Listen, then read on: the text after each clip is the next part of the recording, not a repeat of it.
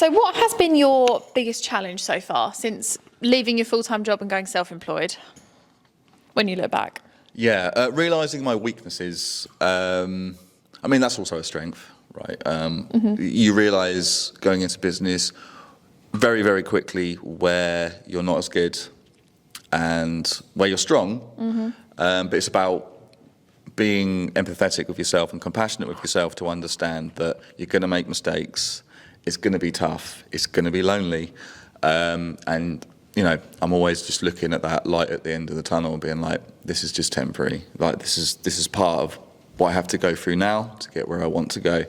And I say that's the biggest lesson. It's just being okay with being the fool, because, you know, that's how you become the master. You can't ever get really, really good at what you're doing unless you're willing to be really rubbish to start with. I actually love that. I think you have to be accepting of the fact that whatever you do initially is always going to be terrible. The first video you make, the first t-shirt you print, the first piece of art you design is always going to be something you look back on and go, oh, that was rubbish compared to what I do now. But you're never going to get to be the best version of it if you never start. So you're right, you just need to take the leap and just be like, yeah, we'll just write off the first couple of weeks or the first couple of products and be like, okay, we'll get better from there on out. 100%, yeah. You got to be brave. The loneliness side of it, running a business. Talk to me about that, because I personally feel like it's something that we don't talk about enough. Because if you do go into business with a business partner, for example, you've got someone to bounce ideas off of, which is great. If you are an entrepreneur and you start a business for yourself, yes, you've got friends and family that will be there to support you, but they're not the day in, day out, like there with you all the time, 24/7. Like you don't want to be going out for dinner with your friends and constantly just talking about your business all the time. You want to switch off. How do you deal with that side of it? I just keep soldiering on. I mean, the loneliness side of it is it's more of a, yes, you have people who support you and stuff, but they don't necessarily understand. I feel like being an entrepreneur is quite a, well, you're in a very small minority, right? So there's not many people that can relate to you.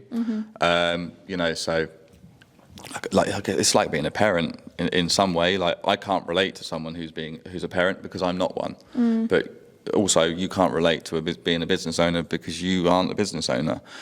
So it's talking about those issues with the right people, and you kind of quickly realise that there's not many people out there that will 100% support you while you're doing, well, when you start doing really well.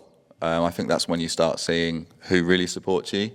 It's almost like when you're not doing very well, everyone will support you because you're the underdog. But when you start doing really well, it's like there's a bit of that support where it feels like it's just not quite there anymore. It's almost really? Like people I would have thought that would have been the other way round. Oh, that surprises me. Yeah, well, it surprised me too. I mean, yeah, it can be lonely because you obviously you make sacrifices to make your business successful. So naturally, you're not going to be involved in things outside of work as much as you'd like to be, so you feel like you're missing out. Yeah, you give up certain things time-wise, don't you? Yeah. 100%, and yeah, it can feel a bit lonely, but it's just all part and parcel of it. So if you're going through that, just accept that that's part of it, and you'll move through it. Yeah, it's not forever. Yeah, it's not forever. You move on. It's temporary.